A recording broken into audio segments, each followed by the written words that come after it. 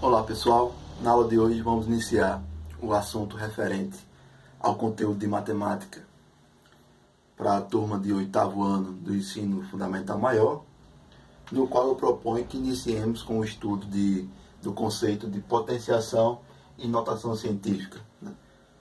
E, nesse sentido é importante revisar, e tomar ciência da relação que envolve os números reais, que são a base, para a gente estudar o conceito de potenciação e notação científica, certo? Então, os números reais, a gente sabe que ele é composto por 4 subconjuntos numéricos, certo? Então, os números reais, representados por símbolo IR, ele é composto pelos números naturais, os números inteiros, os números racionais e os números irracionais, certo? Exemplos de números naturais são aqueles números que a gente usa para expressar a quantidade, do nosso, por exemplo, nosso dia a dia. Uma caneta, um apagador, 2 irmãos, 3 tios, certo? Então, expressam quantidades positivas, tudo bem? Mas, em dada situação, é preciso que expressemos também essas quantidades de forma negativa. Por exemplo, a temperatura em determinada região do país estava a menos 5 graus Celsius, ou seja, menos 5. Existe a necessidade de a gente expressar quantidades de forma negativa, ou seja, com sinal de menos na frente. Para esse conjunto numérico, deu-se o nome de conjunto dos números inteiros, que engloba o conjunto dos números naturais, ou seja, os números positivos, e agora também englobando os números negativos. O conjunto dos números naturais é infinito, sempre é crescente, sempre você consegue encontrar um número natural maior do que outro, certo? 1, 2, 3, 4, 5, 6, 7, 8, 9 e assim cresce infinitamente. Como também você sempre consegue encontrar um número inteiro menor, ou seja, neste caso aqui, depois do zero, menos 1, menos 2, menos 3. E interessante notar que menos 1 é maior que menos 2, porque ele está mais próximo do zero. Então, a gente sempre consegue crescer esse cara para a esquerda e para a direita. Tudo bem? Então, aqui é os números inteiros, Quando você consegue expressar em forma de uma fração, ou seja, a divisão entre dois números, quando você tem dois números inteiros, numerador, denominador, faz uma fração de dois números inteiros com denominador diferente do zero, e este resultado resulta numa fração finita, este número é chamado de número racional. Por exemplo, seja A e B, dois números inteiros com B diferente de zero. Exemplo, 1 é um número inteiro, está no numerador, e 2 é um número inteiro diferente de zero e está no denominador. A divisão 1 por 2 resulta em 0,5. 0,5 é um número decimal finito, ou seja, acaba aqui, não tem mais número depois desse, certo? Para esse tipo de cara, nós chamamos de número racional. Um número que pode ser expresso por uma fração finita. Ou ainda uma fração que não seja finita, mas que seja periódica. Por exemplo, se você dividir 1 por 3, veja que ele está dentro da definição, são dois números inteiros, certo? O resultado aqui dá uma fração que é periódica, 0,33333. Esse 3 se repete infinitamente. Quando você tem uma periodicidade na repetição desses números, esse cara também pode ser escrito como um número racional. Existe também o conjunto dos números irracionais, certo? Esse conjunto em particular, ele não pode ser expresso em forma de fração. Um número irracional, ele não pode ser expresso em forma de fração, o que é diferente, dos números racionais. O número irracional não pode ser expresso em forma de uma fração, sendo sua representação decimal infinita. Ou seja, você vai pegar dois números inteiros e vai dividi-los, sendo sempre o denominador diferente de zero, e o resultado vai ser uma representação decimal infinita, ou seja, que não tem fim. Tudo bem? E eu arrisco a dizer, que o número mais famoso, o número irracional mais famoso que conhecemos, evidente, é o número π. O número π, ele é definido como a razão entre o comprimento da circunferência pelo seu diâmetro. Perfeito? Então aqui nós temos uma circunferência, a representação de uma circunferência, certo? A gente mede sua circunferência, o comprimento de sua circunferência aqui, o seu comprimento, perdão, e divide pelo seu diâmetro. O diâmetro é igual a 2 vezes o raio, sendo o raio, né, esse segmento que vai do centro da circunferência até a superfície, certo? Então, a divisão entre o comprimento da circunferência e seu diâmetro é igual ao raio. Mas a gente percebe aqui que o diâmetro, né, é 2 vezes o raio. 2 vezes o raio. Portanto, π ele é definido como a divisão a razão entre o comprimento da circunferência e seu diâmetro, que é a mesma coisa que o comprimento da circunferência dividido por 2 vezes o raio, certo? E este número é uma constante. Qualquer que seja a circunferência, seja ela esta representação aqui, se a gente medir, certo? Assim, e, consequentemente, seu diâmetro, um copo, o planeta Terra, se você fizer medir a circunferência e dividir pelo diâmetro, sempre vai dar um número constante, expresso de forma decimal infinita. Esse valor é igual a aproximadamente, aqui representado, 3,14, 1592, 65, e assim segue, com infinitas casas decimais. A essa constante foi dado o nome de π, sendo π um número irracional. Tudo bem? É uma letra grega, a gente representa essa constante, que é a mais famosa, o mais famoso número irracional. Perfeito, pessoal? Então, pessoal, de posse, né, das propriedades e dos subconjuntos que envolvem os números reais, a gente pode dar continuidade, né, ao conceito de potenciação, certo? E entrar propriamente nessa definição. Seja, então, um número A pertencente ao conjunto dos números reais, certo? E seja um número N pertencente ao conjunto dos números inteiros, perfeito? Temos que A elevado a N é uma potência, matematicamente expressa dessa maneira, onde a base é o número que fica abaixo, tá vendo? É o A, é esse número real qualquer, e o expoente é o número que fica acima, no cantinho superior direito, dessa forma de escrita, certo? Sendo N um expoente.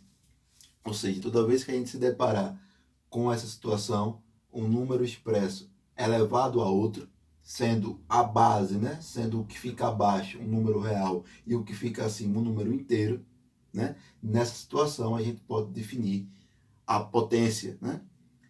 Sendo a base, né, o número de baixo, base, chamado de baixo, e o que fica acima, chamado de expoente.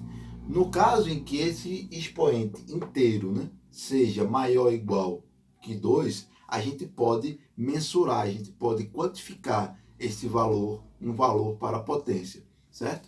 Então, quando n é maior ou igual a 2, a elevado a n vai ter um valor, vai ter um valor a essa potência associada, certo?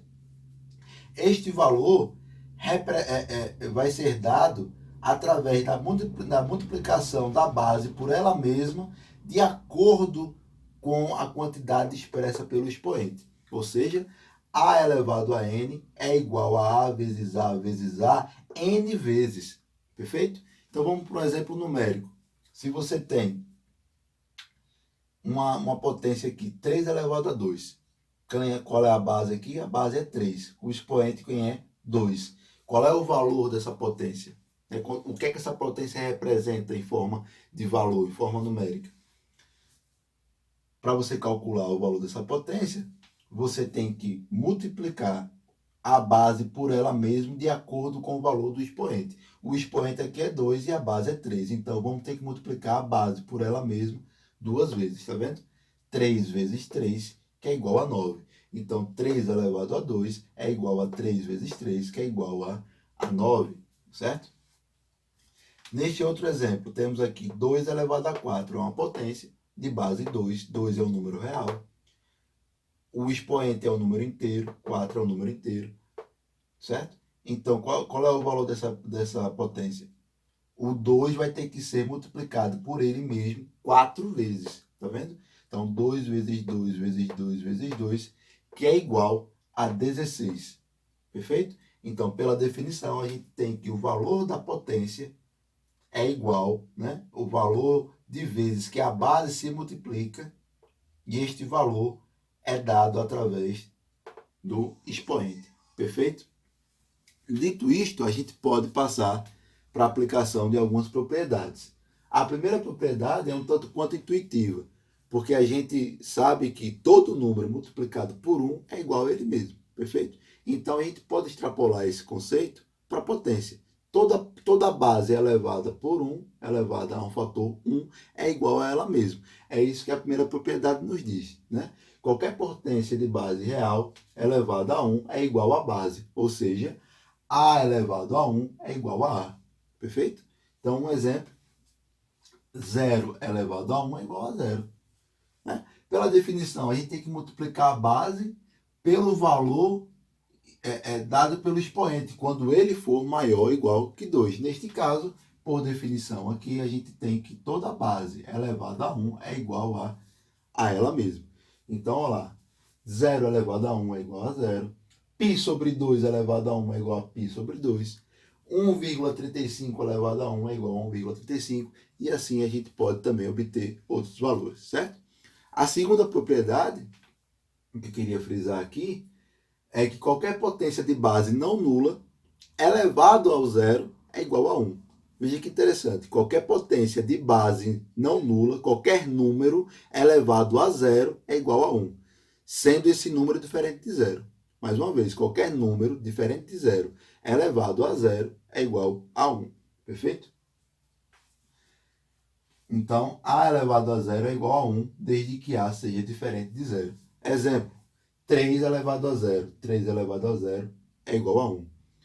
Menos 3,72 elevado a zero é igual a 1. Π elevado a zero é igual a 1. Qualquer número diferente de zero elevado a zero é igual a 1. Perfeito? Vamos à apresentação de duas propriedades e aí a gente dá continuidade nas próximas aulas com mais algumas propriedades, mais algumas aplicações, certo? Então, uma propriedade, quando você tem qualquer potência de base real não nula, certo? E expoente inteiro negativo, lembre-se que o número inteiro é um número que pode ser representado pelos números negativos, certo? Então, quando você tem qualquer potência de base real não nula e expoente inteiro negativo, certo? Ela vai ser igual à potência que tem como base o inverso da base original e o expoente que tem como base o inverso do expoente original. Matematicamente, A elevado a menos N é igual a 1 sobre A elevado a N. Olha que interessante. A potência de base de qualquer número real elevado a um expoente negativo, ela vai ser igual ao inverso da base elevado pelo inverso do expoente. Certo? Certo? Então, ó, A elevado a menos N é igual a 1 sobre A elevado a N. A base vai ser invertida e o expoente vai trocar o sinal. Perfeito? Vamos a um exemplo. Base 3 e expoente menos 2. 3 elevado a menos 2, como é que eu faço? Eu vou ter que inverter a base, ou seja, a base vai para o denominador, certo? 1 sobre 3, e o expoente troca de sinal. O expoente troca de sinal. Então vai ficar 3 elevado a menos 2 é a mesma coisa que 1/3 elevado a 2. E agora a gente aplica a definição. 1/3 elevado a 2, você vai multiplicar 1/3 por ele mesmo, certo? 1/3 vezes 1/3 dá 1/9. Você multiplica o denominador e multiplica o numerador, né? 1 vezes 1 é igual a 1, 3 vezes 3 é igual a 9, certo? Então, ó, 3 elevado a menos 2 é igual a 1/3 elevado a 2. E 1/3 elevado a 2, a gente aplica a definição de potência, que é a repetição da base, né? A multiplicação da base vezes, né? Pela quantidade de que o expoente está mostrando. Perfeito? Então, 1 terço elevado a 2 é 1 terço vezes 1 terço, que é igual a 1 nono. Perfeito? Outra propriedade interessante, pessoal, é que o produto de potências de mesma base é igual. Você permanece com a base e somam-se os expoentes, quaisquer que sejam os expoentes, desde que a base seja igual, certo? Ou seja, a elevado a n vezes a elevado a m, m também é um número inteiro, você permanece a base e soma o expoente, certo? Soma os expoentes, perfeito? A elevado a n vezes a elevado a m é igual a elevado a n mais m, tá certo? Vamos para um exemplo. Temos aqui 4 elevado a 2 vezes 4 elevado a 3. Temos o produto, né? O produto de potências de mesma base. Repete a base e somam-se os expoentes. Qual é a base aqui? 4, repetiu. Somam-se os expoentes, 2 mais 3. 2 mais 3 é igual a 5. Então, 4 elevado a 2 vezes 4 elevado a 3 é igual a 4 elevado a 2 mais 3, que é igual a 4 elevado a 5. Perfeito? Outro exemplo.